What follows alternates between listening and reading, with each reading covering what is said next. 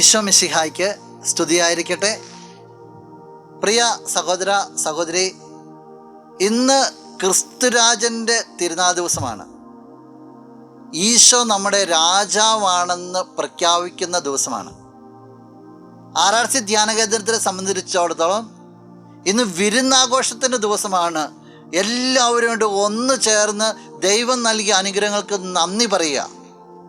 ഈ ആഘോഷത്തിലേക്ക് നിന്നെ പ്രത്യേകമായിട്ട് ക്ഷണിക്കുകയാണ്. ഈശോയെ രാജാവായിട്ട് പ്രഖ്യാപിക്കുമ്പോൾ നിന്റെ ജീവിതത്തിൻ്റെ മുഴുവൻ കാര്യങ്ങളും ഈശോയ്ക്ക് വിട്ടുകൊടുക്കുക. പിന്നെ ഈശോ ഭരിച്ചോളും. പീലാത്തോസിൻ്റെ മുമ്പിൽ ഈശോ നിൽക്കുമ്പോൾ പീലാത്തോസ് ഈശോയോട് ഒരു കാര്യം ചോദിക്കുന്നുണ്ട്. വിശുദ്ധ യോഹന്നാൻ അറിയിച്ച സുവിശേഷം 18-ാമത്തെ അധ്യായം 33-ാം തിരുവചനം. പീലാത്തോസ് വീണ്ടും പ്രത്തോറിയത്തിൽ പ്രവേശിച്ച് യേശുവിനെ വിളിച്ച് അവനോട് ചോദിച്ചു, നീ യഹൂദരുടെ രാജാവാണോ?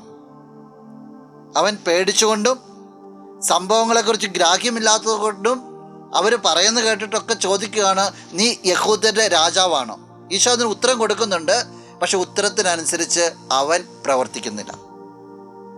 ഇന്ന് നീ നിന്നോടൊന്ന് പറയുക, ഈശോ എൻ്റെ രാജാവാണ്, എൻ്റെ ജീവിതത്തിൻ്റെ ഭരണകർത്താവ്, എൻ്റെ കുടുംബത്തിൻ്റെ നാഥൻ. നിൻ്റെ ജീവിതത്തിൻ്റെ എല്ലാ മേഖലകളിലേക്കും ഈ രാജാവിനെ ഒന്ന് സ്വീകരിച്ച് വാക്യം മുഴുവൻ അവൻ ഏറ്റെടുത്തോളും. അതിന് നിനക്ക് സാധിക്കട്ടെ. നമുക്കൊന്ന് കണ്ണുകളടച്ച് കരങ്ങളെ ഒന്ന് ചേർത്ത് പിടിക്കാം. നല്ലവനായ കർത്താവേ, ഈ വ്യക്തിയെ പ്രത്യേകമായിട്ട് സമർപ്പിക്കുന്നു.